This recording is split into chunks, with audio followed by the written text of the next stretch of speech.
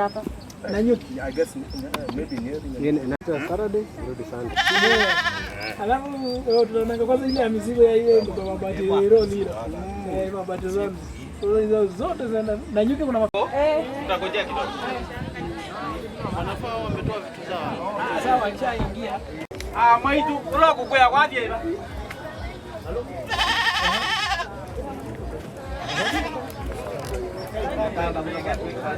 Kula kukwea kwaje? Vikekal. Ako wapi? Ako wapi nani? Huyo sasa, huyo ndio kiongozi. Sasa mama Pita bala kwa sisi. Quick. Huyo kama ngumu sisi ndo. Nunu mukia. Kita kwaje wamekitia watemo tolu. Ndio ngoe wewe. Lazima ngauke.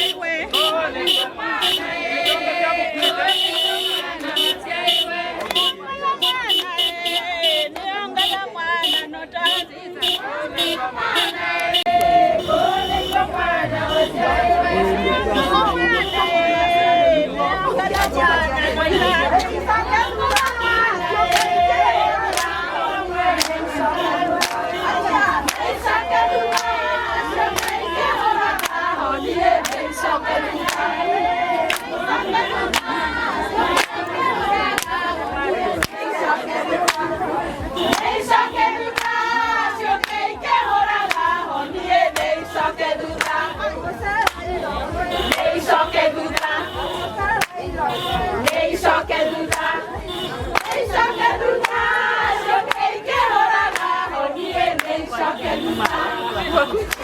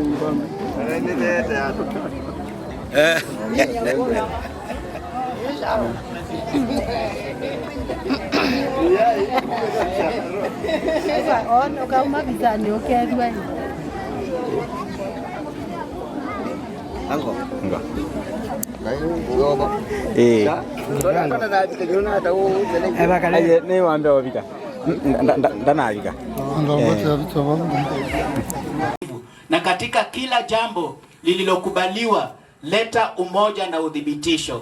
Tunaziombea familia hizi mbili zinazokuja pamoja, ziunganishe katika upendo, heshima na kudhamiana. Siku hii isiwe mwanzo wa magawanyiko, bali mwanzo wa uhusiano imara na wa kudumu. Tunatambua na kuheshimu misingi ambayo familia hii imesimama juu yako, na tunakushukuru kwa uaminifu wako katika kila kipindi cha maisha. Bwana, tunaweka pia mikononi mwako wote waliopo hapa leo, majirani, marafiki na wageni wote waliotoka karibu na mbali. Kila mmoja asikia amekaribishwa na kubarikiwa. Waliosafiri walindwe njiani mwao, na mkusanyiko huu uwe chanzo cha furaha na faraja kwa wote. Tunaweka tukio hili lote mbele zako, tukitumaini kuwa utatuongoza na utatubariki. Kwa Yesu Kristo Bwana Yesu tunaomba. Amen. Asanteni sana. Thank you. Tumpigie makofi tafadhali. Asante sana Reverend Kaire. Tunamuomba mwenye ako na gari KCT ambayo imepark upande ule wa juu wa barabara. Kindly go and move it. Car number KCT. Kwa sasa ningetaka kumkaribisha Mr. Maina aje ili tukaribishe eneo hili.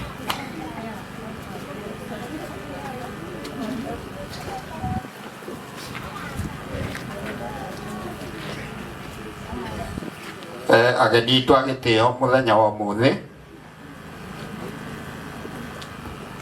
aciari, familia, ndona area assistant chief oka inyuothe nĩ ndamũgeithia na ngeithi cia wendo wa Mwathani mũrĩega.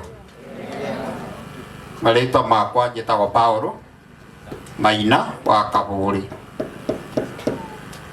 Kristo nĩ mũhonokia wa ngoro yakwa, nĩ amenyithagia gũtũra heraga mehia makwa, na nĩgetha Ngai nĩ athũmbĩ na arĩa magatoria. Ndĩrenda kuoya kanya gaka ndĩmũkaribithie gĩikaro-inĩ gĩkĩ, ona gwatuĩka area assistant chief ya gũkũ. Na mbio niongee Kiswahili, hata ingawa unajua sisi watu wa ushago sana sana hatuongei Kiswahili sana. Kwa hivyo mkisikia ninachanganya na Kikuyu, sikikamba tu ni kama Kikuyu. Hata najua mama yangu ako na jina Mkamba, anaitwa Mutethia. Si Mutethia ni Mkamba? Kwa hivyo niko na accent ya Mkamba na hiyo ni mzuri. Yangu kwanza ni kuwakaribisha area hii. Area hii inaitwa Thigereshi sub-location, ni Kareti location, ni sub-county ya Sagana, Kirinyaga county.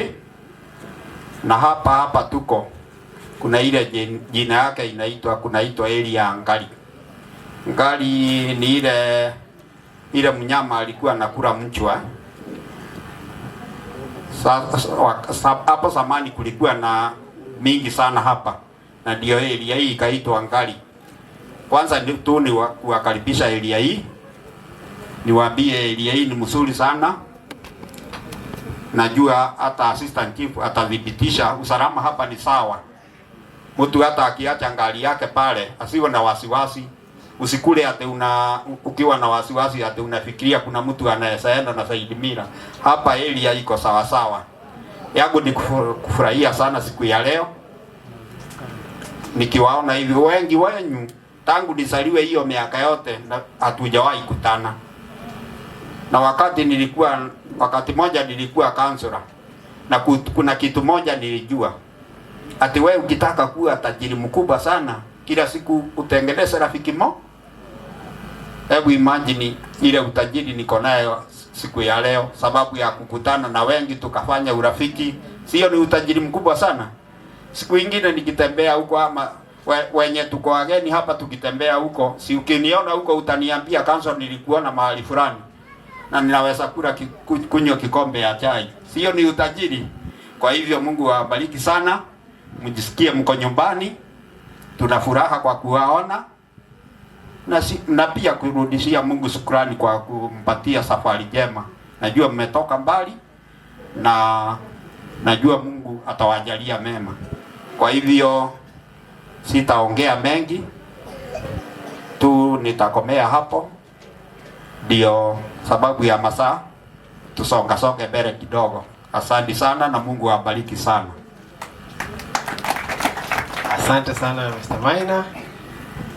Kwa sasa ningependa tuingie kwa kipindi cha introductions, tupate kujuana ambao walioko hapa ni kina nani, na ratiba itakuwa ni kwamba tutaanza na familia ya kina Jeff na Pastor Kefas atapata kuzungumza.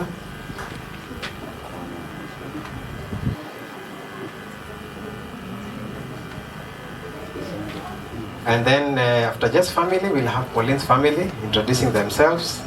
Tutakuwa na marafiki kutoka AIC, tuko na marafiki kutoka All Saints Cathedral, tuko na marafiki kutoka Sitam, na kuna watu wa eneo hili la Kiai. Tutapata kujua ni akina nani. Lakini kwa sasa nimeambiwa assistant chief. Ni assistant chief hapo karibu. Naona itakuwa vizuri atusalimu. Wanaomba tafadhali assistant chief kiweza aje atusalimu.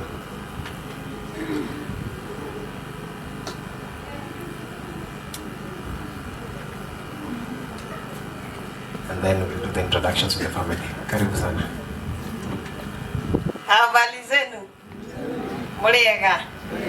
Muriega ringi. Ngai ni mwega na hingo ciothe.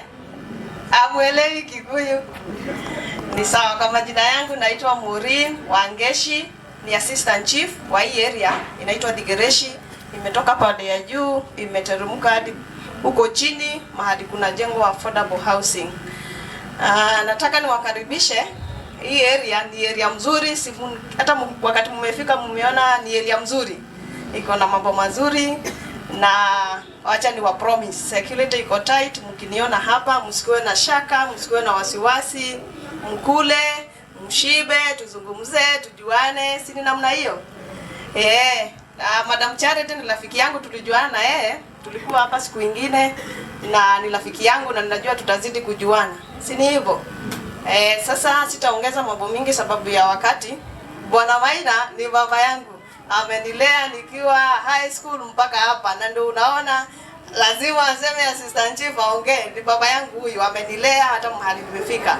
Si mzazi huwa anafurahia akiona watoto wake wakienda. Ni vizuri. Karibuni sana na msikie mko nyumbani. Asante. Thank you very much assistant chief kwa kutukaribisha. Kwa sasa ningetaka tuende kwa introductions, na kile nitakachoomba ni kwamba watu si lazima waje hapa, pale waliko wasimame pale ili tuweze kuokoa muda. So Pastor Kefas, karibu sana. Asante. Bwana asifiwe. Bwana Yesu asifiwe. Mimi niko mzima, niko na Yesu. Kwa sababu ya wakati tutaongea sana kulingana na vile programu amesema. Kupitia kwa kiongozi wetu wa the top government na wale wengine. Na wasalimia katika jina la Yesu. Hamjambo? Na mimi si jambo. Sisi tumetoka Kitui County, Mwingi West Sub County, Kutani Ward. Bwana asifiwe. Tutaenda moja kwa moja katika introduction. Nitaanza na familia ya kijana. Tafadhali unaweza simama pamoja na mama. Ako wapi? Nimesikia hata hakuna maana ya kuja mbele, lakini ni kama Chandra anataka. Haya. Wacha tu akuje pamoja na familia yake at least. Ede wizi wa Juma ndio kalade. Masa hapa ni 1/3. Sasa wale ambao wametuleta huku mchungaji ni hiyo familia ya huyu mzee anaitwa Shandrak Chuma Kanyalu.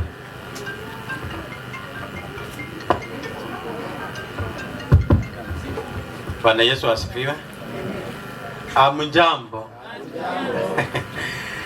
Tunafuraha sana kufika huku, isipokuwa safari imekuwa ndefu, lakini Mungu amekuwa nasi, ametulinda kwa barabara, tumefika. Tunafurahi na vile umetungonja.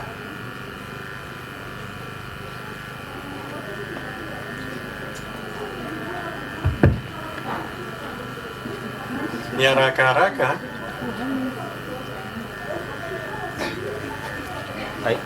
Unaniweka kwa live.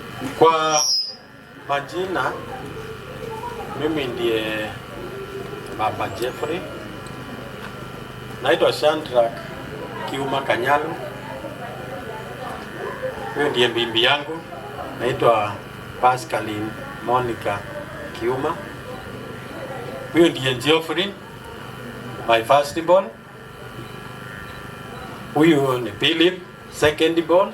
Huyu ni bibi yake, anaitwa Sharon. Huyu anaitwa Jemima, ameolewa na Samuel Mwakili. Huyu ni mtoto wao.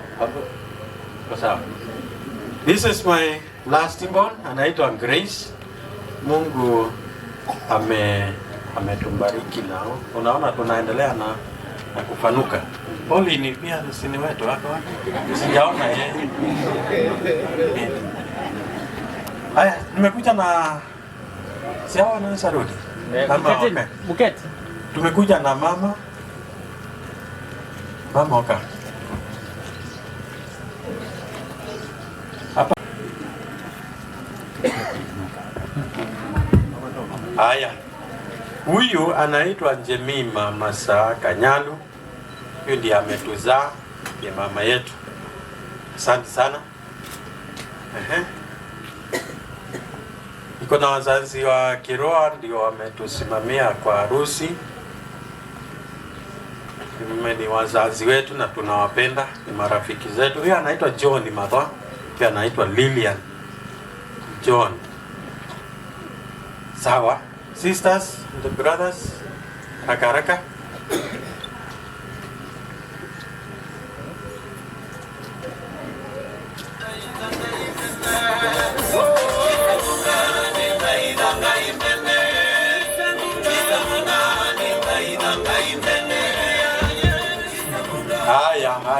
Haya. Hapa time na tukimbiza, niambiwa wao wakisimama. Okay. Sasa huyu ndiye first born kwetu. Tunaona anakaribiana na mama. Anaitwa Faith Simbei, yule ameolewa.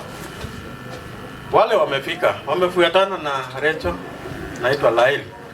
Laili ameolewa na Rogers Mutunga. Okay. Tuna Maria Francis. Tuko na Esther Mwadha, ameolewa na ndugu yangu. Okay, sawa. Naweza rudi. Basi asante. Shandrak anaweza rudi. Upande wa Mama Geoffrey tusimame tafadhali. Alama siani we na nya Kanyalu Mongame. Wasimame. Wale ambao wamezaliwa pamoja na Mama Geoffrey wasimame mahali huko, nitawatambulisha. Huyu ameoa sister wa Mama Geoffrey, anaitwa Isaac. Huyu ni aunt wa Geoffrey, anaitwa Jen. Huyu ni aunt wa Geoffrey wa Ango anaitwa Chalo. Tuketi. Maso Ango to Geoffrey, tumezaliwa pamoja na Mama Geoffrey. Bwana asifiwe. Wale wengine wasimame. Huko simama wewe. Kuna cousins wa Geoffrey wasimame. Huyu anaitwa Grace, ni cousin wa Geoffrey. Huyu anaitwa Kim, ni cousin wa Geoffrey. Yule mwingine ni anaitwa Philip, ni cousin wa Geoffrey. Huyu mwingine ni cousin wa Geoffrey. ni pastor. Bwana awabariki. Wageni wale wengine tafadhali tusimame. Alange tu miego ya tuungame. Yes. Yes. Nataka tuwapatie wiper lakini sio ile ya Kalonzo. Tuwafanyie hivi. Mungu awabariki sana. Wachungaji wale ambao tumeambatana nao tafadhali jioni huku mbele. Wachungaji please come in front. Wachungaji wakuje.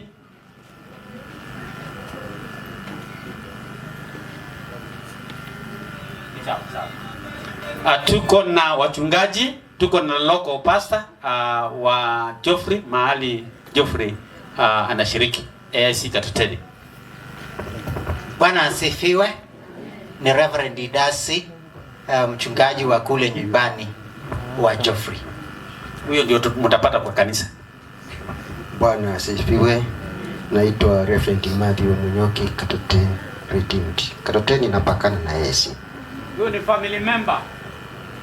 Okay, Bwana Yesu asifiwe. Muriega? Jina langu naitwa Pastor Cyrus Kanyalu. Nimesikia Kanyalu sana. Mimi ndiye naitwa Pastor Cyrus Kanyalu. Nashukuru sana. Geoffrey ni kasini yangu. Asante. Bwana Yesu asifiwe. Nami naitwa Monica, pastor na pia ni mamake kijana Sam ambaye ameoa huko. Sasa huyo ndiye mama kijana yule ameoa Jemima, sister to Geoffrey. Bwana asifiwe. Nimesema jina. Hapa ni 130. Sikia mzuri. Mimi sikusema 130. Nimesema 130. Sasa sawa? Hakuna kukaa. Naitwa Kefa Nyulu. Mimi ni pastor wa AIC and I'm also serving as a school chaplain. Mungu awabariki sana. Kwako mwenzangu. Lakini kabla uketi, kuna wale ambao wamesimama wakiwa wengi. Sikujua kama ni familia, ni marafiki, wala walikuwa wengi. Tuko marafiki wasimame tafadhali na kuna washirika. Tusimame alange tutungame. Tekama musi alange monga metina. Ala tuwaizo ni nyaka na ninyo mukula sio. Mukulwa. Hapa wako mchanganyiko. Kuna wale wa mboma kubwa na kuna marafiki na kuna kanisa. Bwana Yesu asifiwe sana. Asante. So mbarikiwe sana na Yesu. Asante sana. Let's clap for Mr. Kefa, Pastor Kefa. Shukuru sana. Ningependa kuuliza mwenye ako na gari KCZ. Tafadhali unaomba kwamba aweze kusongeza gari yako. Nimepata kufahamishwa kwamba sijajulisha kuhusu boma hili. Kwa sasa wanaume kama mnahitaji kwenda msalani, kuna njia kwa pale kwenye speaker, ni kwa ule kwa chini. Kwa wanawake ni pale kwenye kiingilio, pale kuna sehemu ya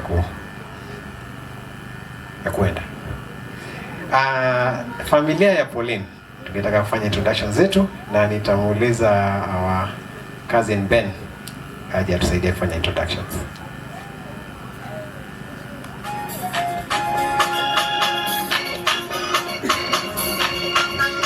Habari zenu.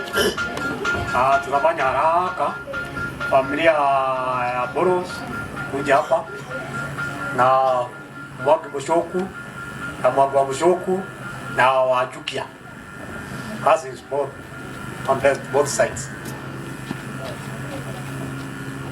Haraka tumalize haraka. Wapi Viki? Kuna Mushoku nimesema Maina. Nimesema Mushoku, Mwagi wa Mushoku, mko Mwagi wa Mushoku na pande nyingine ya Wajukia. Mara moja tu tumalize. Wewe. Haraka. Kamene. Haraka tumalize haraka. Na tuko na mamu yetu pale atutamwambia mami. Karo oya guoko. Ocio nwe. Yogwa. Ainue tu mkono. Ainue mkono. Ocio nwe maito. Newe soya wa Wakari na no watu wetu wa ndio amepatiwa hiyo jina ya Wakari. Na ndio mama yetu. Sasa tutaanza kwa familia ya Boro. Boro haraka sana. Huyo ndio bibi ya Boro na mama Wangari. Yule ako na mtoto mwingine hapo, yule ako mbele anaitwa Renz, hakuweza kufika. Tuko second born Piki na bibi yake na watoto yake, and then mkae chini. Sasa tuende haraka ili tuone wale. Hey, now this is the ya mama nani Fini Lenson. Ya, oh bibi ara sawa, sorry. Haya, kutoka hapa wale wengine tunakuja kwa familia ya Mushoku, kujeni hapa haraka. Sisi ndio familia ya Mushoku. Yule brother ya Boro yule mkubwa ndio bibi yake, ndio huyo ni late brother alienda. Huyo second born brother yetu wa Jukia alienda. Third born ni mimi, fourth born ni mimi kwa hiyo familia. Huyu naye ndio only sister tuko naye na watoto wake. Sasa tuendelee tupite. Na huyu ni mtoto yangu Wangari. Hiyo Wangari the same Wangari yule anaolewa. Nani mwingine? Maina is our last born, anaitwa Maina. Ndio last born family yake. Ameenda. Sasa tunaenda kwa Barobos family. Barobos family ni baba yangu yule alikuwa anaitwa Mushoku. Hiyo alikuwa wamezaliwa na wakiwa brothers watatu. Sasa hii ndio Barobos family, Mr. Karemi na his wife wakae chini. Tunaenda kwa Mwaneki. Sasa ametoka kidogo kwa hapo. Hiyo ndio familia ya Mwaneki, wale baba mdogo yule tulikuwa naye, na walikuwa wanazaliwa na sister wengine watatu, na hawa ndio sister Antimodoni, wote familia wa Boy, Nyabura na Shiro. Upande mwingine ya my mother on pahali alikuwa anatoka, upande mwingine tunaita Wajukias family. Huyu ni mama ya huyu na mama na mama yangu huyu ni watu moja, so ya cousins. Na mama ya huyu hapo tu, lakini ndio oda kuzida mama yake anaitwa Irogo na bibi yake, na nilikuwa nimeona mtoto yake ameenda wapi. Thank you very much. Asante sana Ben for that introduction. That was on the side of the father, of Pauline's father. Now on the mom's side, Mr. Jimmy will help us with that introduction. Najua ameshangaa, lakini karibu, umepewa chocho. Asante. Bwana asifiwe. Kwa majina naitwa Jimmy Njua. Kwa wale wote ambao wameitanwa na auntie, dada zake, watoto wetu wote, naomba mkuje hapa ni introduce mbio. Sisters wa auntie, tusimame. Roy, Vicky,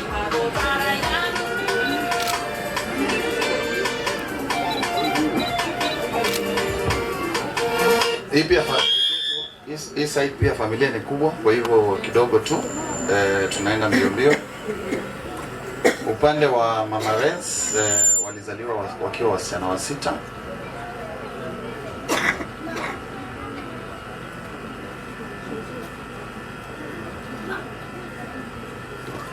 Nitaintroduce wale wako hapa kwa leo. So wa kwanza kwa hiyo familia ni auntie marehemu Jedida ambaye ako represented hapa na Roy Mike Maina. Alafu inakuja familia ya Esther Wangidi, ndio huyo hapa ambaye ndio mamangu mzazi, na bibi yangu wako hapo Wairimu, na nimebarikiwa na watoto watatu, Regan, Letitia. Alafu tukitoka hapo tunaingia kwa Mama Wangare. Mama Wangare naye ako hapa na watoto wake, Wangare, Rosa.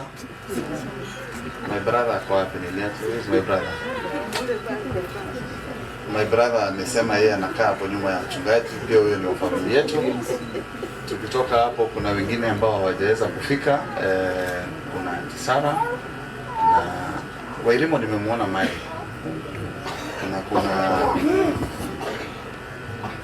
walimu wako represented hapo, familia yake na watoto tuko wengi, wengine bado wako njiani wanakuja, alafu kitinda mimba kwa hiyo boma,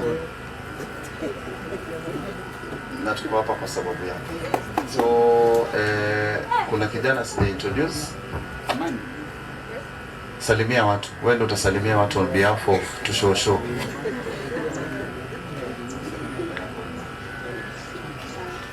My name is Amani Joseph.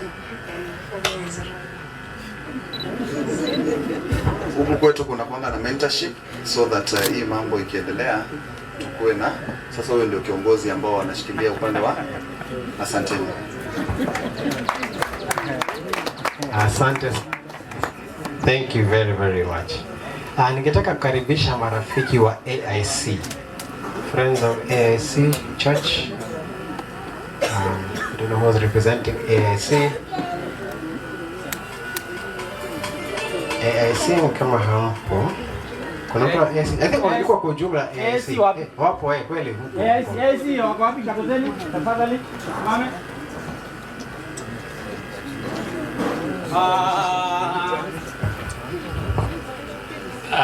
Mwadhani agoshwe. Nimekosea? Okay. Bwana Yesu asifiwe. Mchungaji hako, tafadhali njoo mchungaji. This is now the host pastor. Mahali sana asinjaona msichana. This is the host pastor wa AIC Katoteni.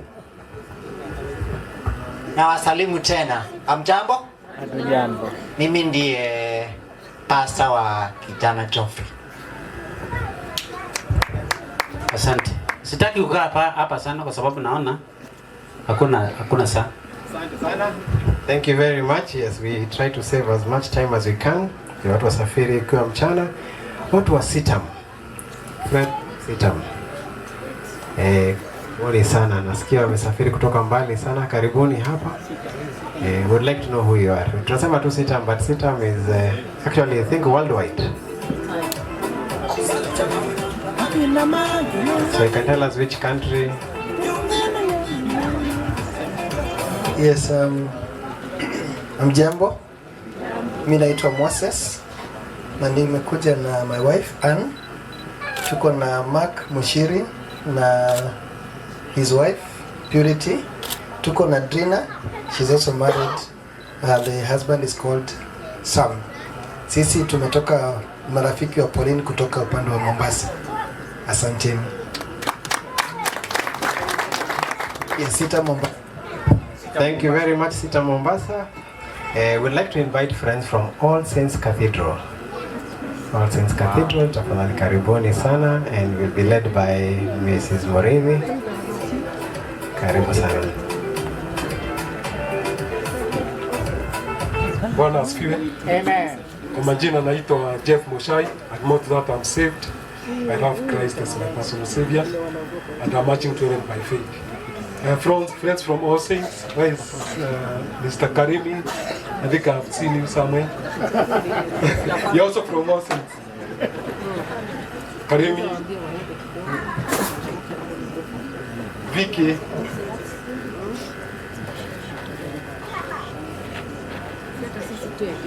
here we have Mr. and Mrs. Gideon. And Mr. and Mrs. Karimi. We worship together with Charity, and we have come a long way. Hope that mbarikiwe. Asante.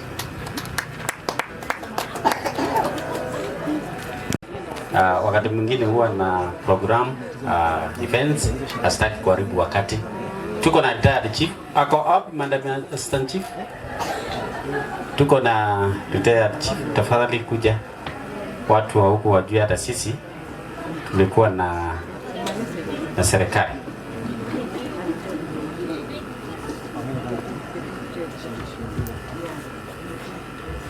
Amujambo? Hatujambo.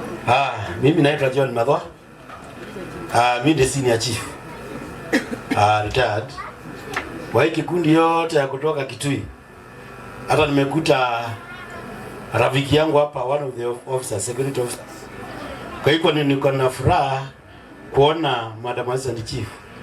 Ni mzuri sana kuja kwa hii sherehe. Hiyo inamaanisha kwamba unafanya kazi na watu wako mzuri. Kwa hivyo ongera na Mungu aendelee kubariki. Asante sana. Asante. Jamani, simpigie chifu wangu makofi. So, thank you so much. Asante madam. Nimeona security iko tight. Na kwa sababu mimi ni mtoto wa askari, sijui kama nitakupigia saluti. Mungu akubariki. Asante. Asante sana, vizuri kuwajua wote. So kwa sasa tutachukua muda kidogo tu kupumzika kama dakika 5. Atachukua muda kama dakika 5 hivi, muwe huru at least hata kama ni pata kujuana zaidi. DJ utakuwa unacheza muziki just 5 minutes, then we'll go to the next part of the program. So for now, feel free to just enjoy. He who finds a good wife, nimalizieni, finds a good thing. Now we want you to find her. We want you to find her. So, Wairimo, are you ready? Please bring for me the girls. We have many beautiful girls, and there's a high likelihood that we want to know. Utamjua? Utamrecognize? So naomba ukuje hapa tafadhali. Hapa sasa.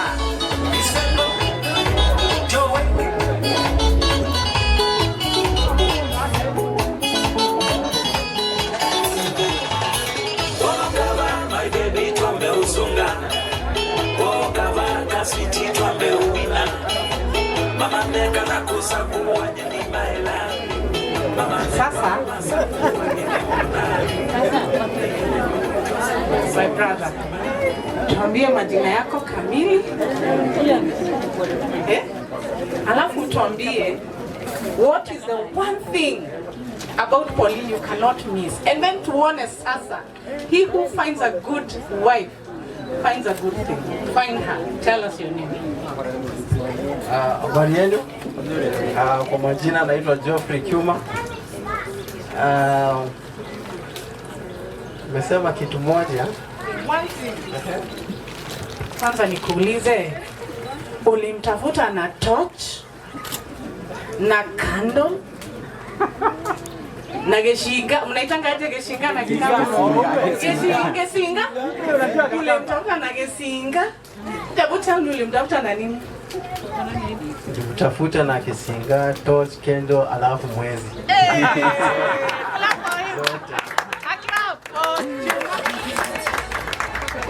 Akipigieni si unasikia alifanya bidii? Alijaribu? Now, Geoffrey, please go around these girls. My dear girls, 2 steps forward, please. I need Geoffrey to go around you. Hapo sawa. So, Mimo, are you ready? Akiguza mwenye siye. Akiguza mwenye siye. Sawa. Sawa. So wewe utaenda unasema yes ama no. Ukikuja hapa unasema yes ama no. Unamaliza, ukimpata unatuambia ndio huyo. Sawa? Kawimbo tafadhali, lakini slow volume. Low volume ndio tusikie akisema yes ama no.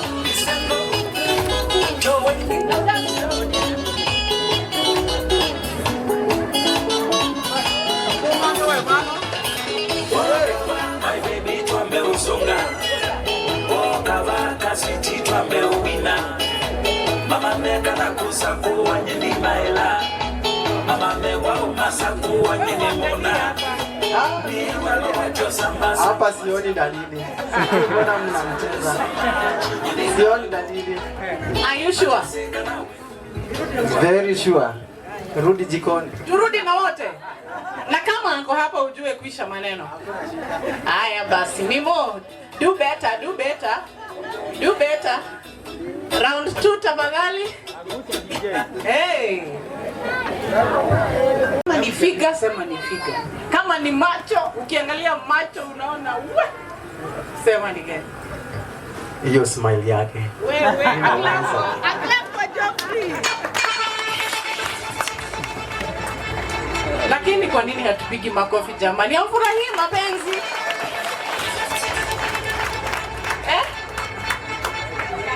Imagine ukiambiwa ni macho yako niliona, ni smile yako niliona. Umesikia hapo ni nini? Ni nini? Ni smile. Na hiyo smile tutaona kama tutaipata leo. Ni vile leo iko chini ya leso. Mimo.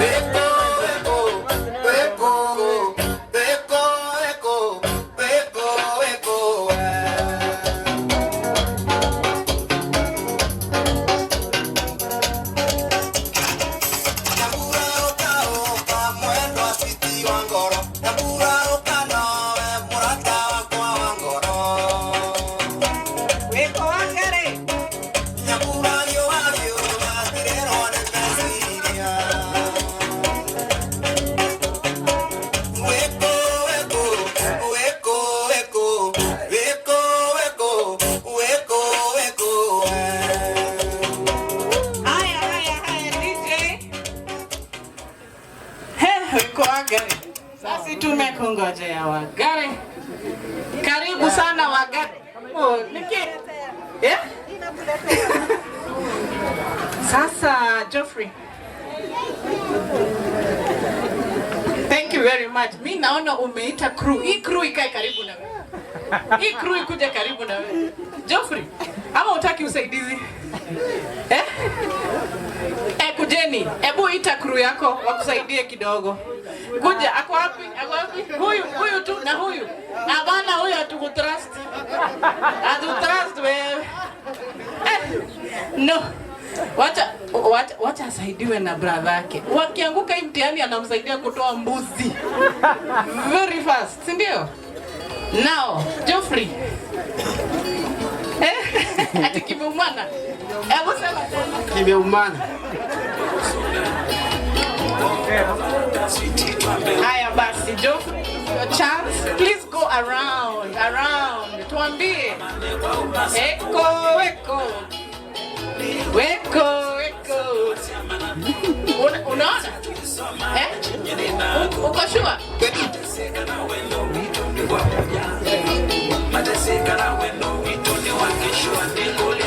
Kuna mwenye anataka kukaribiana hapa. Hapo mambo ni tight, lakini bado nileteni wangali. Are you sure? Unajua hii inaweza kuwa ndio last round. Nitalipa kama ako hapa. Nitalipa. Ati kama ako hapa, he's willing to pay. Lakini she is not here. Are you sure?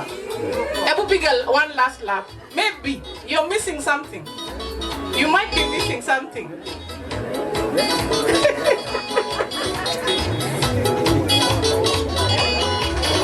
Tuongea na lugha ya mama, hayuko hapa. Deva. Aya basi, Wairimu tafadhali. Eko, weko, wakare, weko. Tuletewa.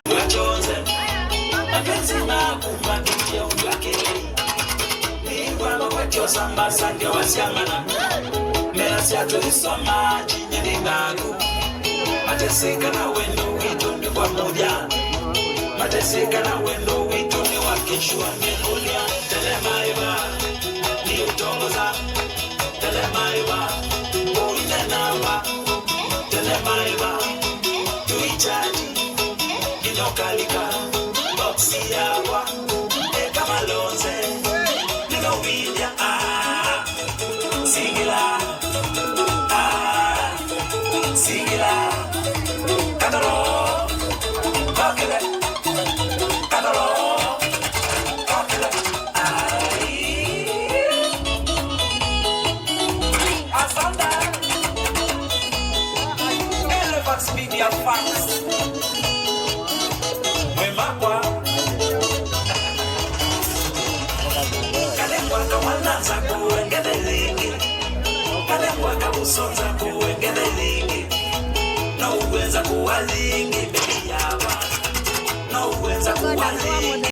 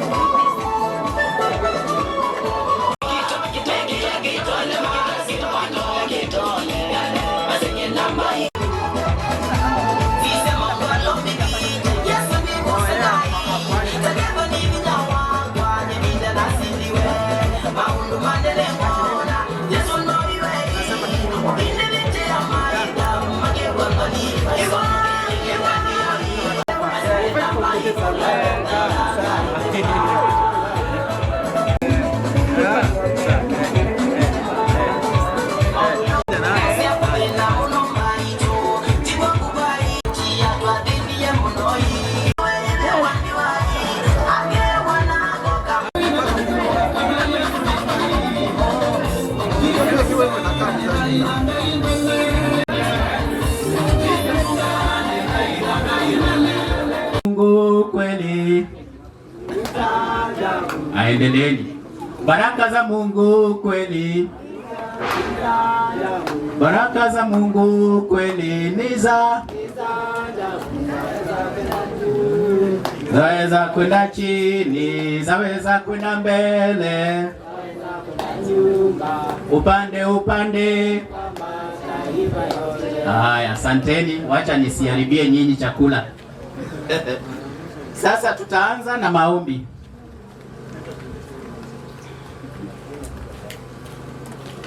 Mungu Baba mwenye neema,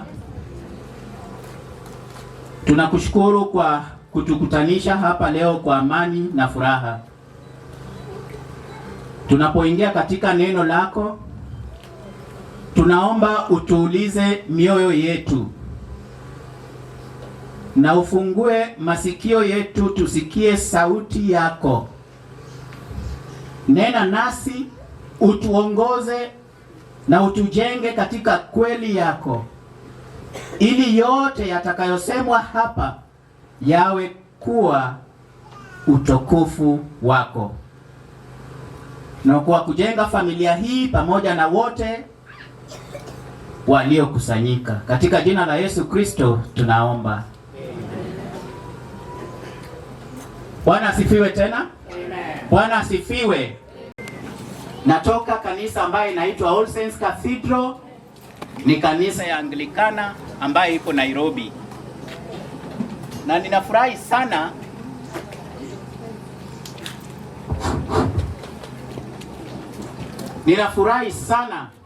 kuwa pamoja nanyi hapa leo kwa tukio hili ambaye ni la baraka sana. Na tunafurahi sana kwa wageni ambayo wamekuja, na hata wenyeji pia tunafurahi kabisa. Nachukua fursa hii kuwaheshimu na kuwashukuru familia zote zilizokusanyika hapa leo. Nimeona familia ya bibi harusi wako hapa, familia ya bwana harusi, ndugu waliotoka Murang'a, nafikiri kulikuwa na mmoja mbili. Mwingi, pamoja na majirani na marafiki wa hapa Kirinyaga. Hata tumeona aliyekuwa kansela.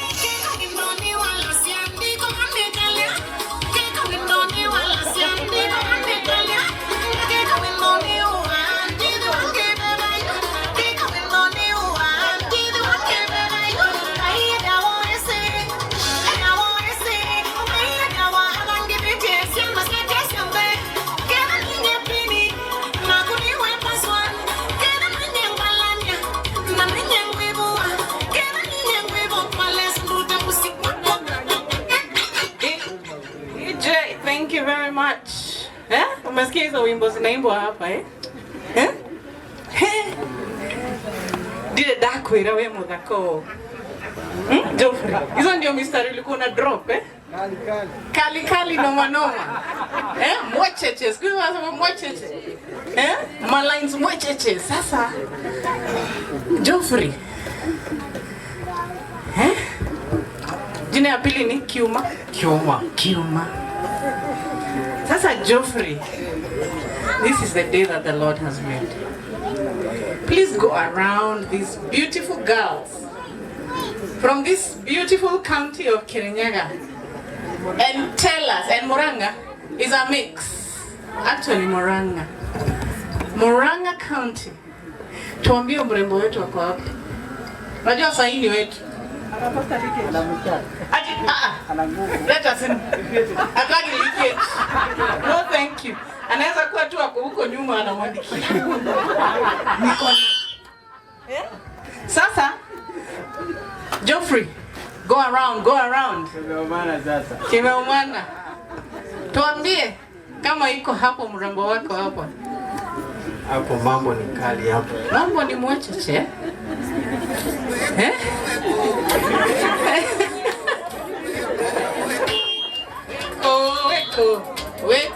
Weko wakare.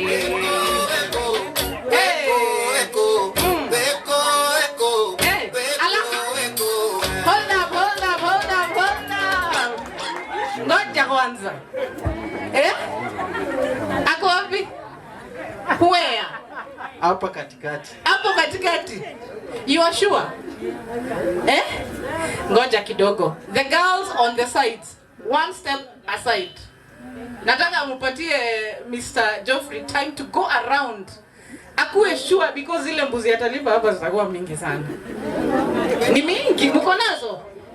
Are you ready? Mumsaidie kama mnaona ameanguka mtihani. Ako wapi rafiki?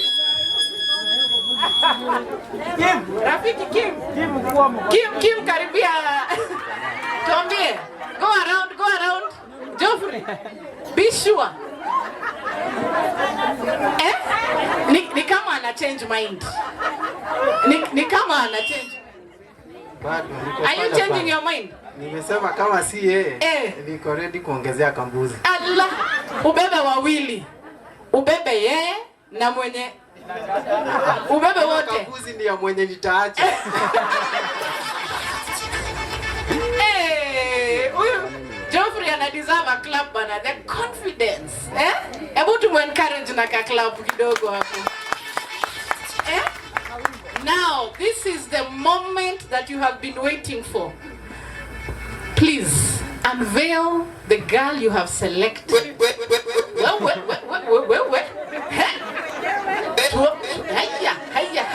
Haya. Mambo imekuwa mwesheshe hapa. Funua. He who finds a good wife finds a good thing. Tuambie kama ni yeye. Allah, aklapo Geoffrey.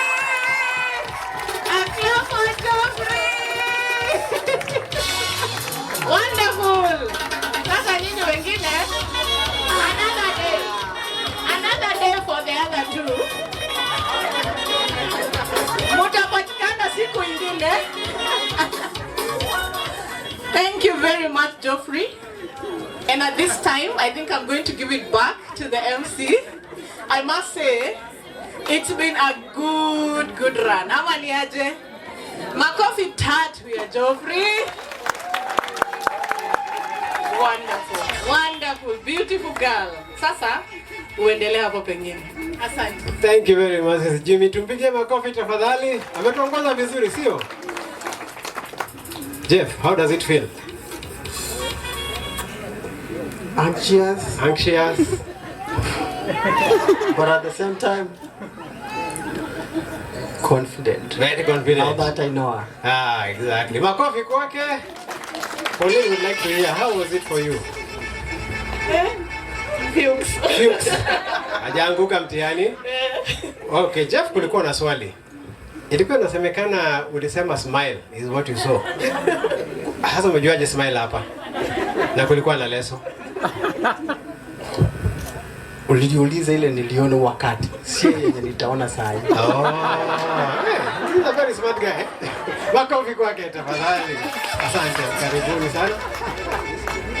Karibuni, can have your seats here.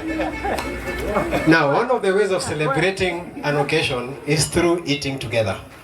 And we can say we are happy and would like to celebrate together through a meal. And for that purpose, I'll invite my cousin and aunt to Pauline, Aunt Nancy, to come and pray for the food, and then we'll begin serving our meal.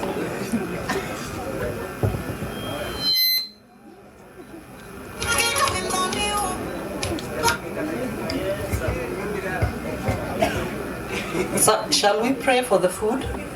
Our dear Heavenly Father, we come before you this time with thanksgiving. Thank you for the beautiful day you have given us here today. We want to pray for the meal that is before us. We ask that you bless it as we eat it. For we pray this through Christ our Lord. Amen. Thank you very, very much. So I'd like to invite, there's some people who have come all the way from Mombasa. The Sitam team, karibuni. We'll start with that tent. You can kindly go and serve, and then also you can continue. Kwanza na hema hii ya kina Jeff, karibuni. Kunawa ni upande ule, na mamkuli ni pale pale. Andiko hili linatukumbusha kuwa ndoa si safari ya mtu mmoja. Wawili ni afadhali kuliko mmoja, lakini zaidi ya yote, uzi wa nyuzi tatu haukatiki upesi.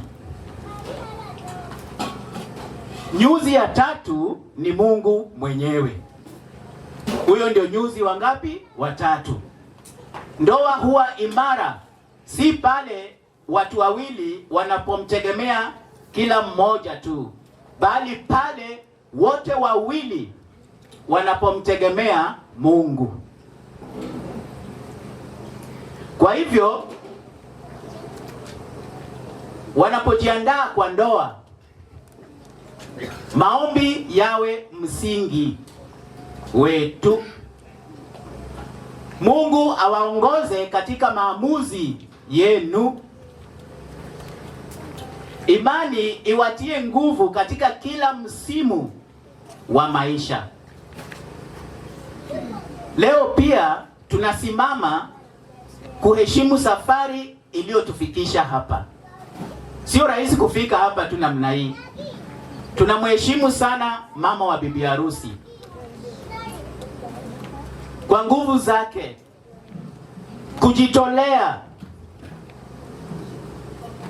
kujitolea kwake na imani yake, kulea, kuongoza na kumfikisha binti huyu katika siku kama hii si jambo ndogo. Pia tunamtambua kwa heshima baba, ingawa hayupo nasi kimwili. Urithi wake unaendelea kuishi ndani ya familia hii na katika tukio hii. Leo sio siku tu ya familia mmoja kutoa na nyingine kupokea. Leo ni siku ya familia mbili kuwa mmoja. Iwe mmetoka Kirinyaga hapa, Murang'a, Nairobi, Mwingi, sasa mnashiriki hatima moja. You now share a common future. Isiwepo mashindano, isiwepo mgawanyiko, isiwepo kujiona bora kuliko wengine, bali kuwepo heshima ya pande zote, umoja na uhusiano wa kudumu.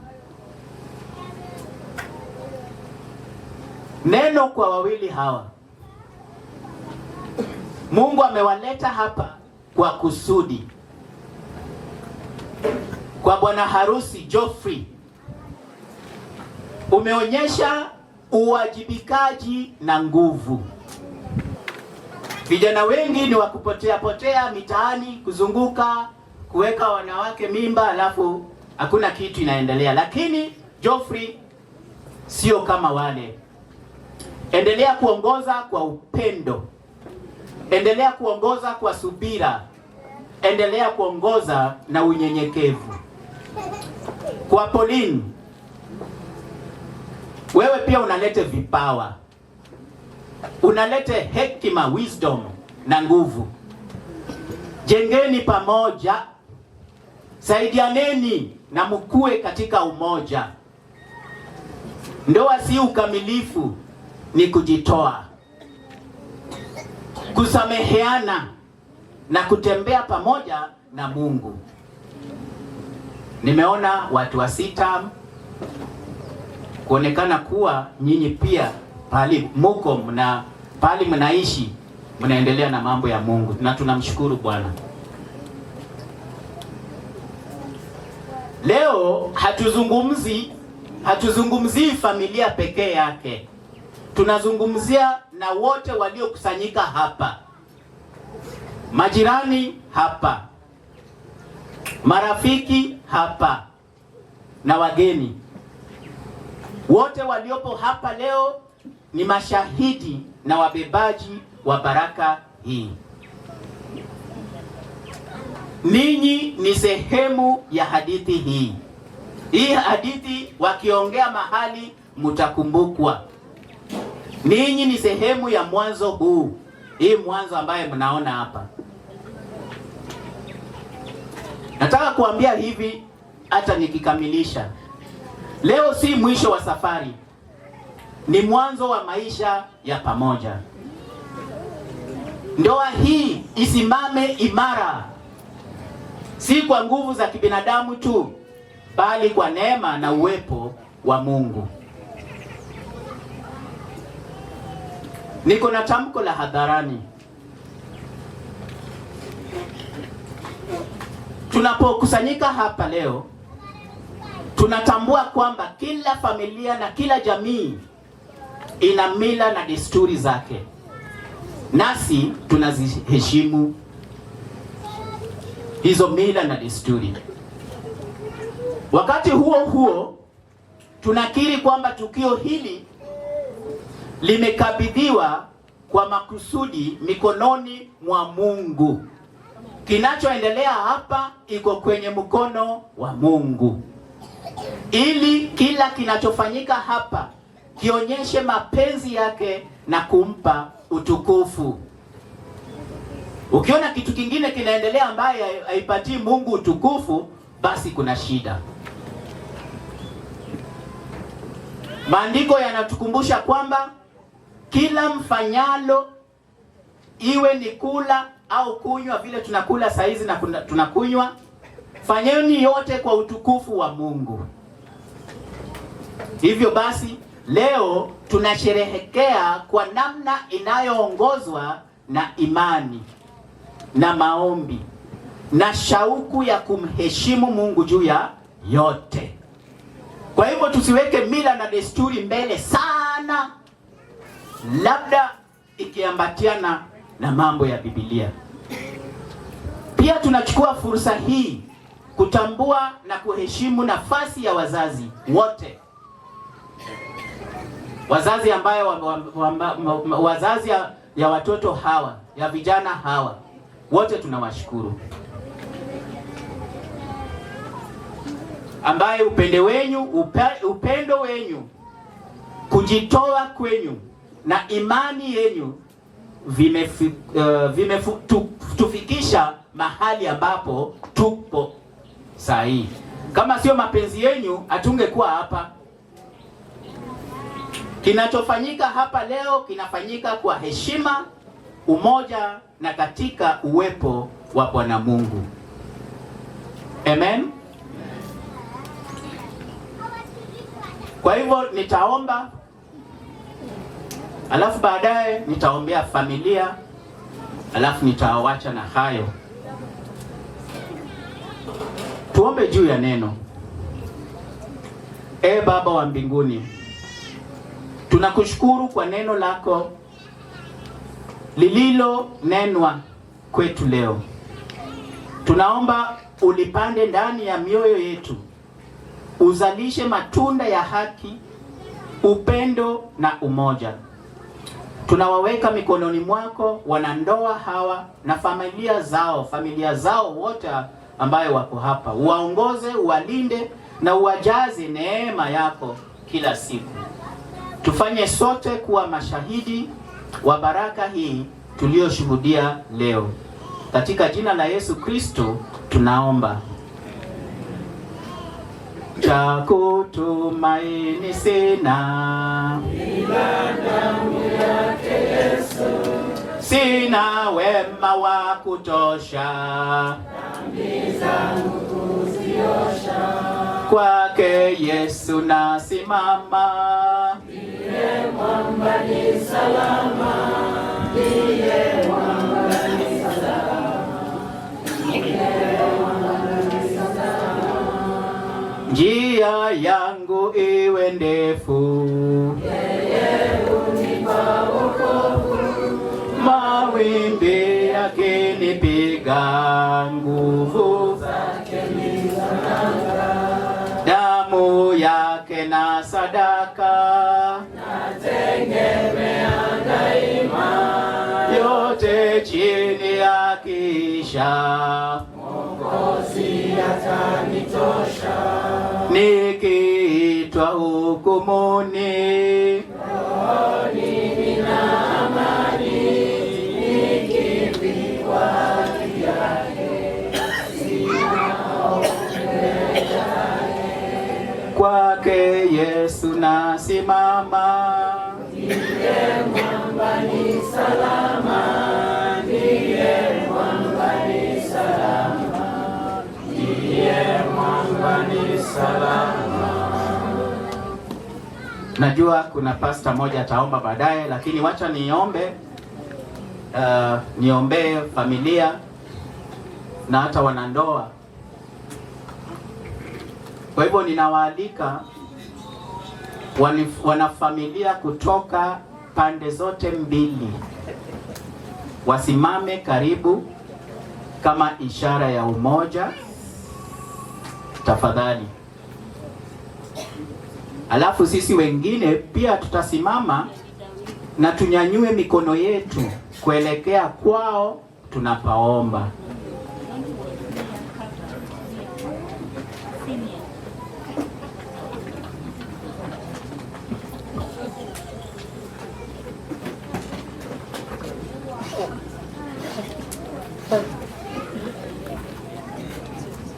Familia pande zote mbili.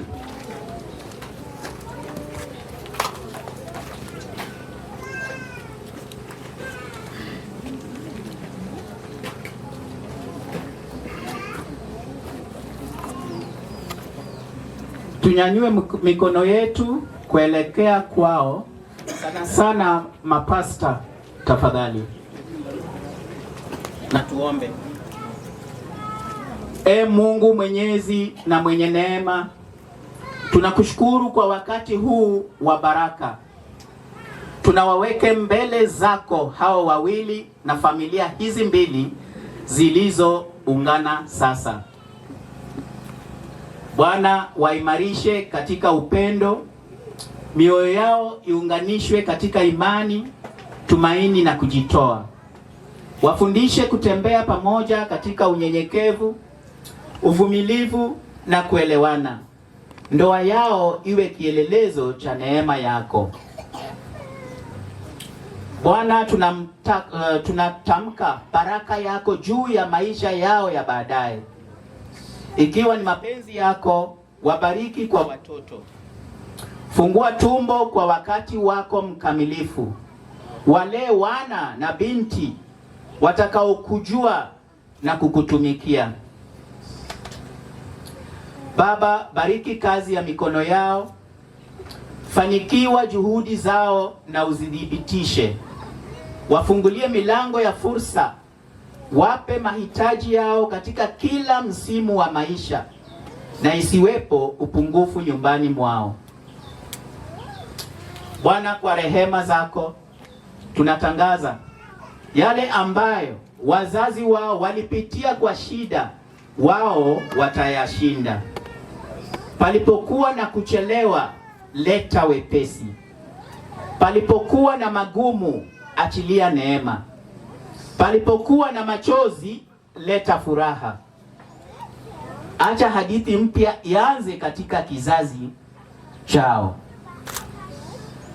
Mungu wa amani, tunazibariki familia hizi mbili zilizoungana. Ziunganishe katika umoja, heshima na kudhaminiana. Uhusiano wao uzidi kuimarika kadiri ya wakati. Wasimame pamoja katika nyakati za furaha na pia katika nyakati za mahitaji. Bwana, tunatamka amani juu ya nyumba yao ya baadaye ya hawa wawili. Ijae upendo, kicheko na kuelewana. Ondoa kila roho ya migogoro na mgawanyiko. Uwepo wako ukae pamoja nao mchana na usiku. Bwana, ulichokianzisha leo ukithibitishe. Ulichounganisha mtu yeyote asikitenganishe. Ulichobariki mtu yeyote asikilaani. Tunatia muhuri baraka hii kwa imani katika jina la Baba na la Mwana na Roho Mtakatifu. Amen. Asanteni sana, na nitakaribisha padri mwingine aendelee.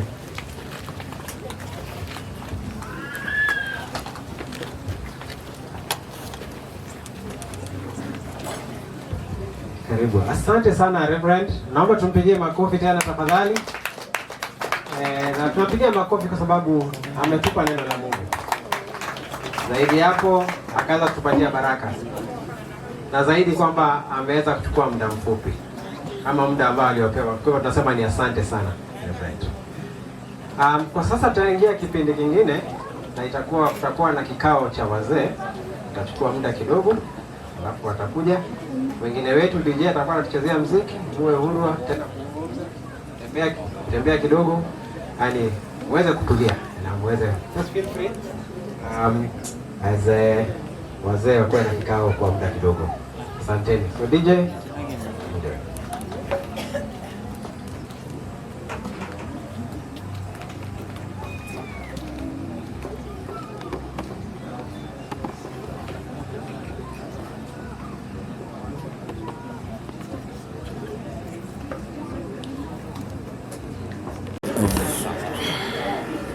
haya.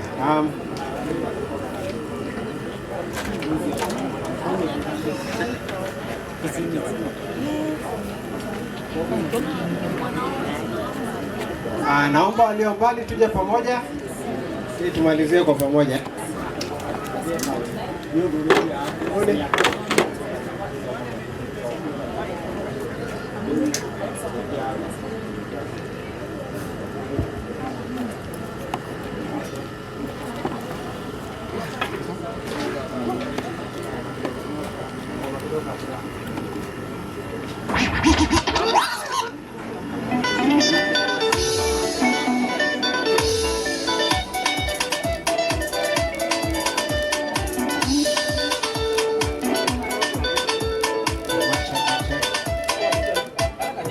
Asante DJ.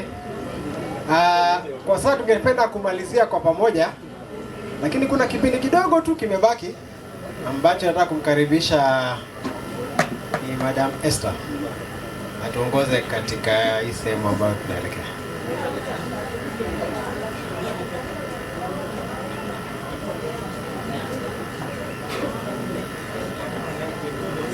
Bwana Yesu asifiwe. Amen. Bwana Yesu asifiwe. Amen. Mwe ine museo. Kama vindaonde. Mimi naitwa Esther. Nataka tuendelee tuna kujenga urafiki. Tukunywe uji pamoja ili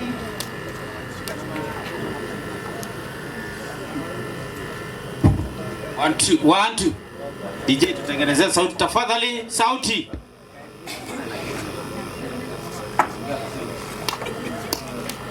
Nilikuwa nimesema Ganga wao. Kuja hapa karibu. Kuja hapa karibu. Kuja hapa. Nilikuwa nasema Hapo ndio nataka kuna sasa sawa.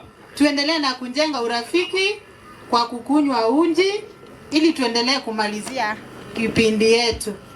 Watu wa huku tumeshukuru na tumeona upendo mwingi kutoka kwenu. So nataka wamama kutoka pande za kwetu mwingi waamke haraka haraka tupeane uji. Mwapea ule. Okay. Kawaida kaito mama. Kawaida kaito mama kalari ikera. Ruto inoke. Wala manini mevo tafadhali tukuje tupeane uji. Twende nyumbani. Vikombe nisioka. Vikombe imekuja. Na jaki moja. Mekalari na ngalezo. Kani yozeje? Kio mwezi ni haraka. Moyo mgeni nani? Amka. Grace amka. Amka wewe. Amka wewe mama Mutai, amka uji. Tupeane ndivi amka. Haraka. Tupeane uji. Una jaki? Nisaidiwe na jaki moja. Na uji ni ishara ya kwamba sasa tumesema asante.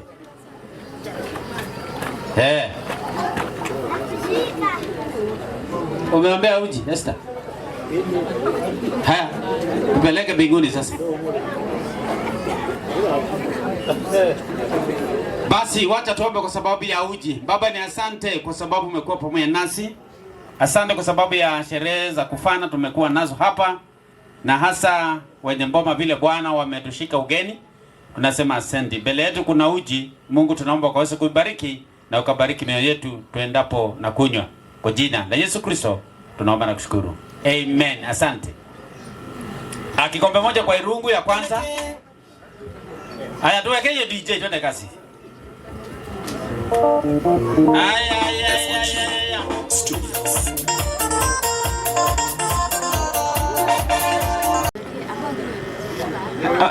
Ukweli mwangu manza amani. Kimu wako wapi? Grace kuja. Kuja Grace. Grace kuja. Grace kuja. Hatuwezi kunywa uji tukiwa hivyo. Kuja ni hapa. Wewe ni wapicha. Kuja Grace na Grace. Haya wewe kuja. Hata wewe kuja. Mama ukalege. Kuja. DJ angusha hiyo. Yangu ni kuonyesha tu na niketi. Twende kazi DJ.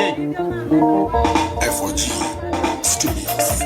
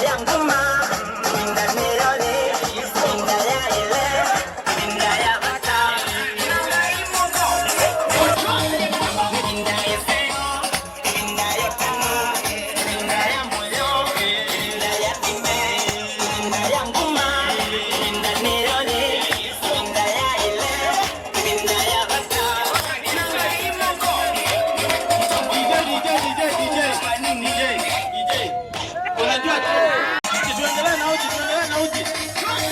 Ni wakati wa uji sasa.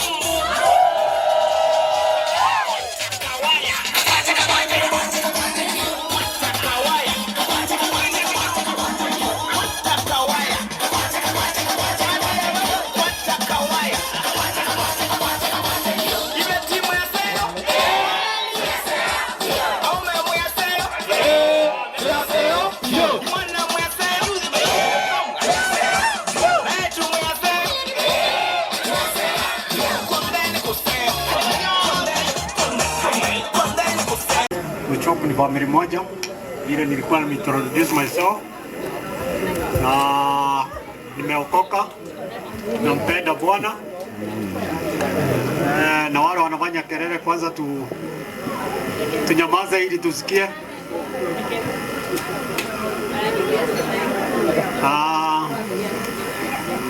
Tuendelee. Wale wanaongea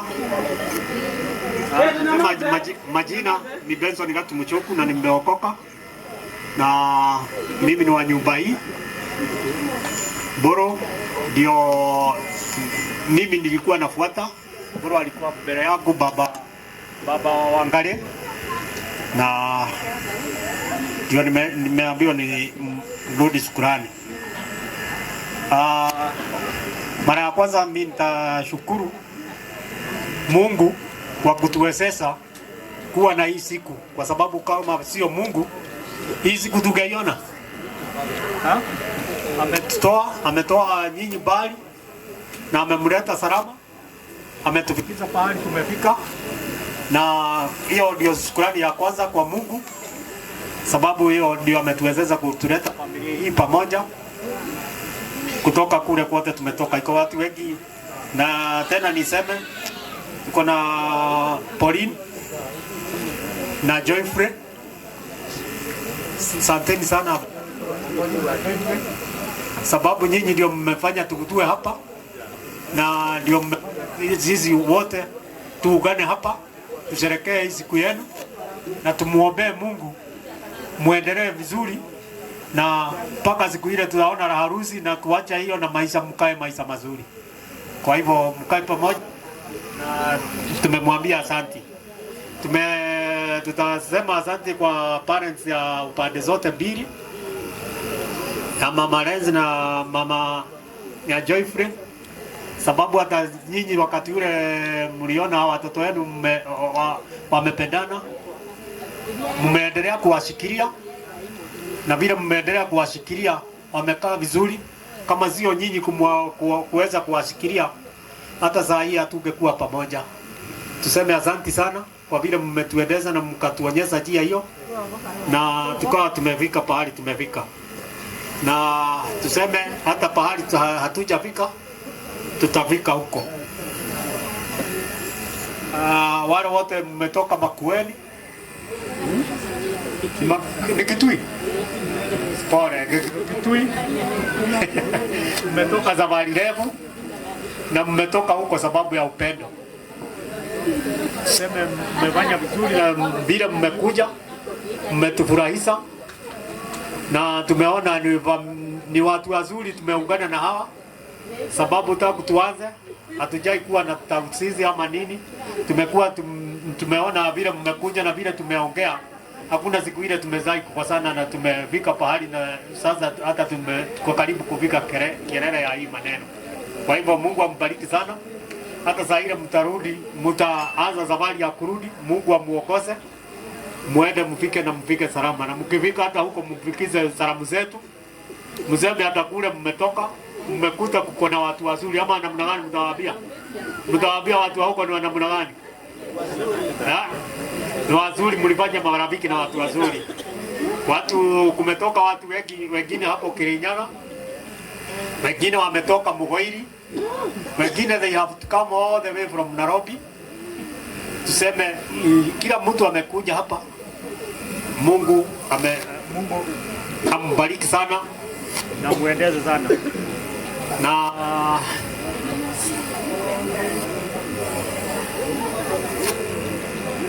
seme iko watu wengine sana wale wameprepare hata hii ground ile tuko naye hapa, wamefanya kazi mzuri, sababu tumekaa kwa hema na tumekaa kwa kila kitu. Security wale watu hata bwana chief, assistant chief wale walikuwa hapa, wametufanyia kazi mzuri na tumefurahia.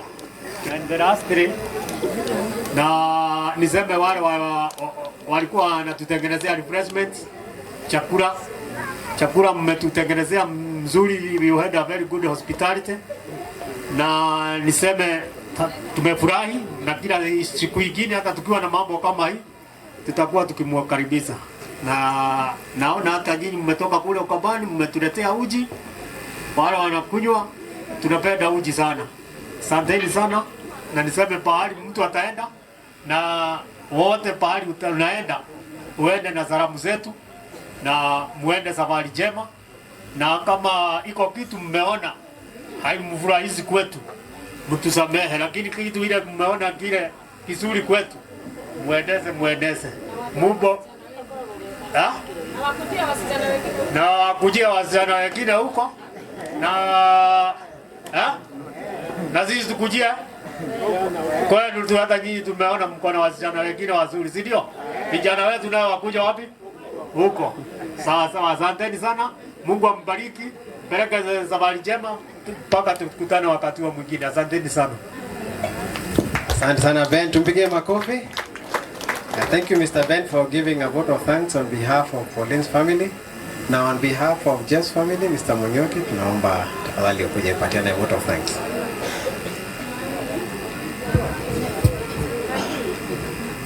Bwana asifiwe sana.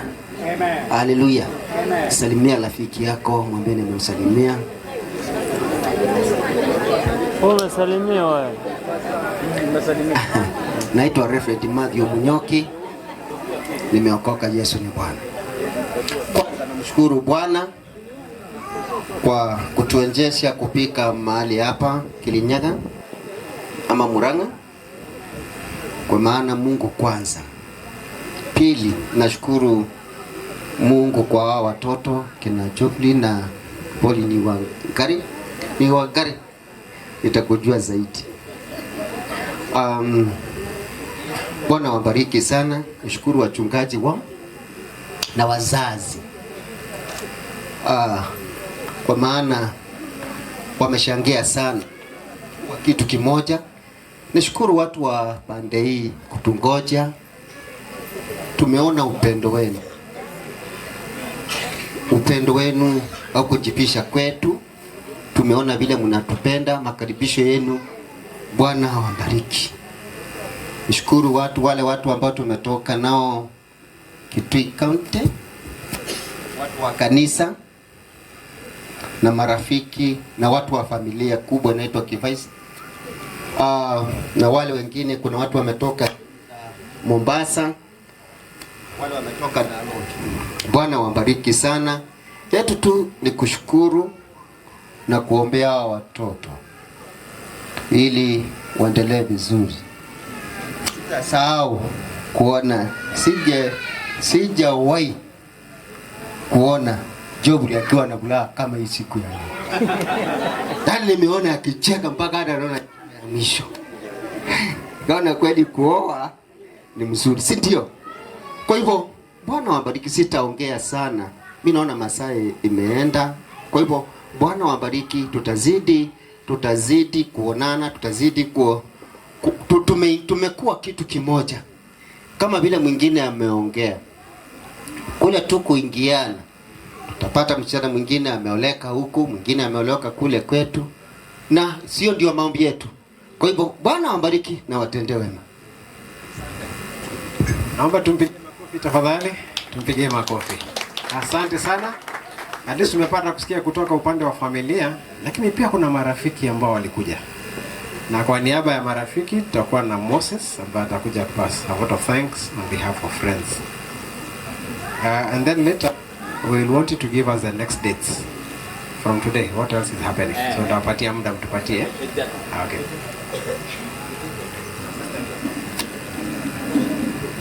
Praise God. Bwana asifiwe. I'm not Moses, but I'm the other half. So my friends there said we need gender balance. Vote of thanks imepeanwa na wana. So they've made me come here and say thank you so much. Thank you to Pauline and Jeff. We are very grateful. Thank you for honoring us with this invite. Tumeshiba, by the way, we are very, very full. But tunangoja hiyo part ingine ya dance. Thank you to the parents. We are grateful for bringing up these wonderful children and for giving us an opportunity for us to be here. Was it not for you, we wouldn't be here. Mom, we are grateful. Thank you so much. Thank you. God bless you. Haya, asante sana. Let's give them a clap as well. Thank you very much. So the program, I'll just allow them to give us the next dates. After that, we are going to have a closing prayer by Reverend Indasi. After that, there's a tree that has been planted, some trees that have been planted that would like Pauline and Jeff waenda wamwagilie maji. Alafu baada ya hapo DJ na watu wajifurahishe. Hapo sawa? Wakuja hapa mbele.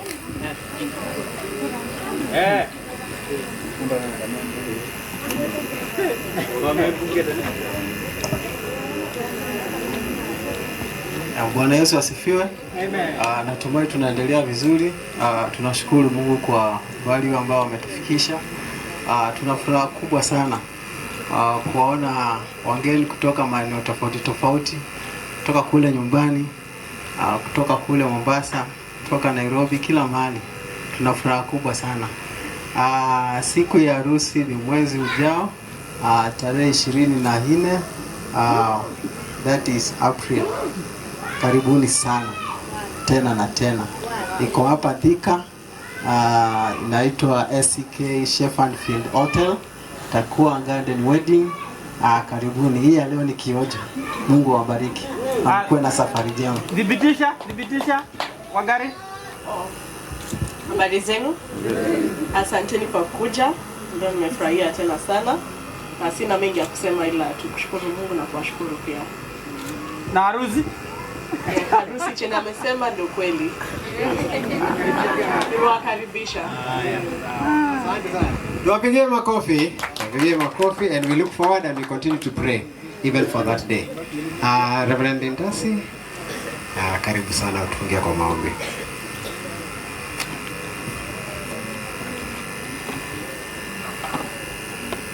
Ningependa tu kusoma one verse from the Bible.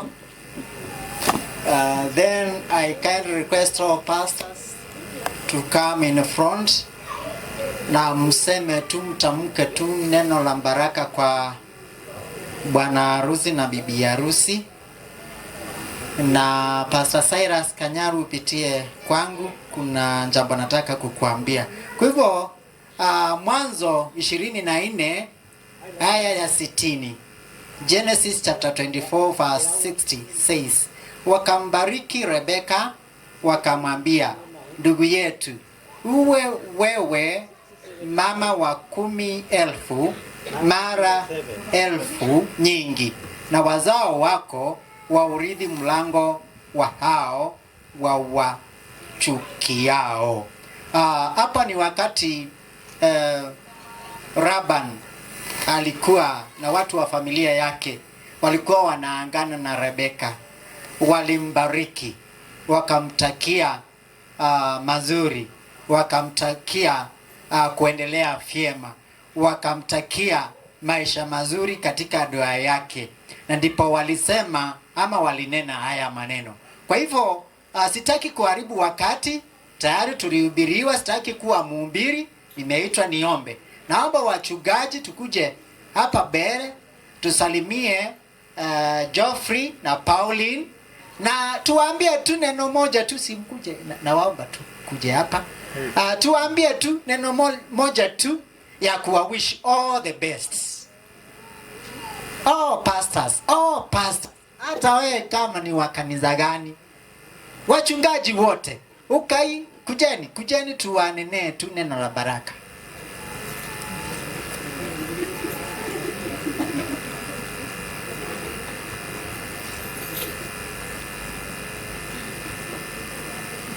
We can take over. Ashawawishi. Wow, thank you. Thank you.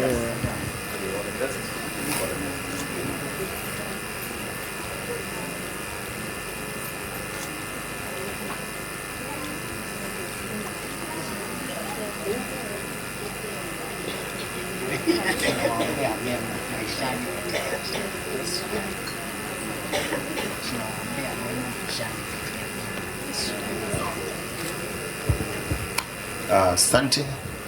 Bwana Yesu asifiwe. Ni wakati ambao ni wa kufunga kwa maombi, na juu mambo mengi imesemwa. Kile tumeambiwa kuna harusi na tunaingoja sana, na ikiwa mnakaa hivyo na hiyo siku, kwa hivyo tunaitarajia sana. Bwana Yesu asifiwe sana.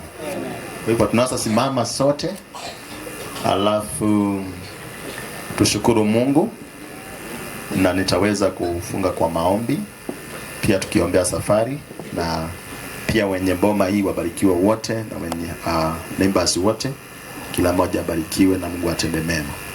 Hebu tuimbe wimbo unasema ni wewe Bwana shortly, and then kila mtu amwambie Mungu jambo, na nitaweza kufunga maombi. Ni wewe Bwana, ni wewe Bwana, ni wewe Bwana, ni wewe Bwana, ni wewe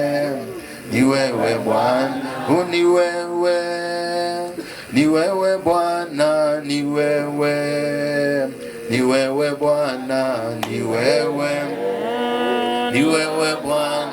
ni wewe Bwana, ni wewe Bwana, ni wewe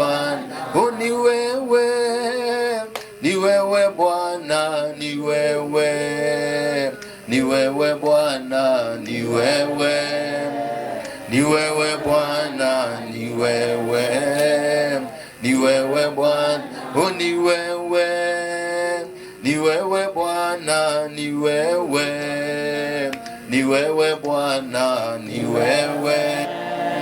ni wewe Bwana,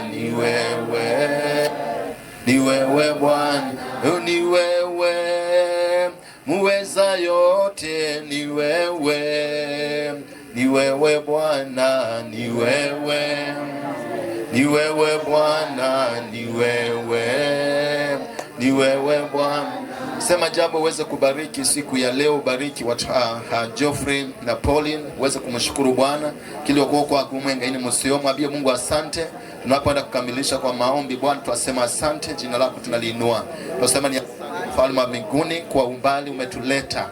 Baba ni asante kwa ajili ya muda huu ambao umetupatia katika ngoma hili. Tunasema ni asante kwa alikuwa vizuri. Baba ni asante kwa ajili ya wazazi, Mfalme wa mbinguni wa Geoffrey na watu wa Mfalme wa bariki. Asante kwa sababu ya wazazi wa mbinguni na watu wa Pauline Jehova Shemelele. Tunashukuru jina lako Mfalme. Tulikuja mahali hapa Bwana kusema kwamba unastahili katika jina la Yesu. Bwana tunasema ni asante, karibishwa vizuri. Tumekuja Bwana mabwana, wazazi wamewalawana, wameweza Mfalme wa mbinguni kukubaliana. Tumeweka Mfalme wa mbinguni umoja, na tumeanza jambo hili vizuri, tukiamini ya kwamba Bwana utatuongoza. Tunaomba kwamba Mungu wa mbinguni ubariki kila katika jina la Yesu Kristo. Tuinue Mfalme, tende mema na tutende mema, na bariki kila mmoja maana unastahili Jehova. Inuliwa na uweze kubarikiwa Mfalme wa mbinguni. Basi tuombe pamoja. Baba wetu na Mungu wetu, katika jina la Yesu twasema jina lako limidiwe. Asante kwa kuwa Bwana siku ya leo ulijua Mfalme wa mbinguni.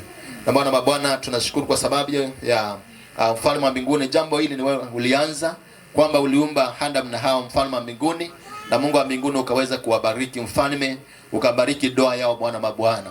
Leo tumekuja kushuhudia Bwana mabwana Geoffrey pamoja Mfalme wa mbinguni na Pauline Bwana mabwana wakibarikiwa na wazazi wa Mfalme wa mbinguni, ukiwabarikiwa na watumishi wa Bwana na Mfalme wa mbinguni majirani.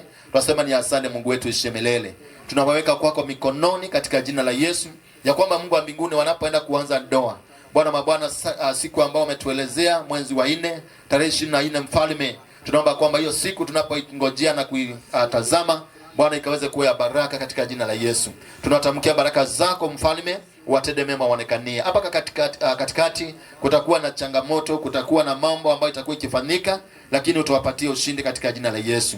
Natamka Mfalme baraka zako kwa wazazi wa familia hii ya Pauline Bwana, wabariki wote, watende mema, watu wa karibu, majirani, katika jina la Yesu Kristo, watende mema Mfalme wa mbinguni. Hata wale ambao wametoka Kitui, Jehova, wabariki wote katika jina la Yesu. Upande wa Geoffrey, Bwana tenda mema kwa sababu unastahili. Kila mmoja ambao alikuja mahali hapa ukaweze kuwabariki na kuwatenda mema katika jina la Yesu. Tunatamka baraka zako zibaki mahali hapa, na wote ambao wanaondoka Mfalme kwenda karibu na mbali, neema yako ikaweza kututosha katika jina la Yesu. Funika barabara zote na damu ya Kristo Yesu, na Bwana tukifika makwetu salama chini ya ulinzi wako Bwana, tutakushukuru na pia kulinua jina lako. Pokea utukufu, pokea na heshima zote. Kwa Yesu Kristo Bwana mkombozi wetu tunaomba shukuru.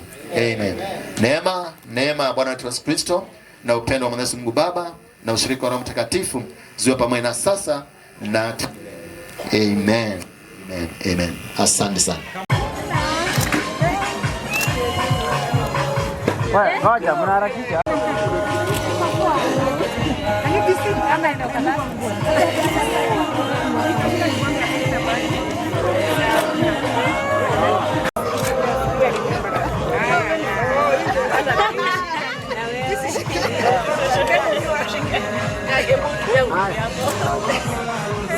Sawa.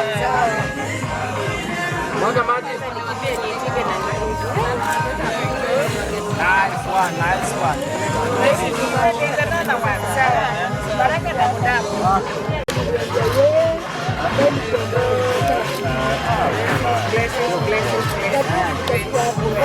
Chonjo kabisa.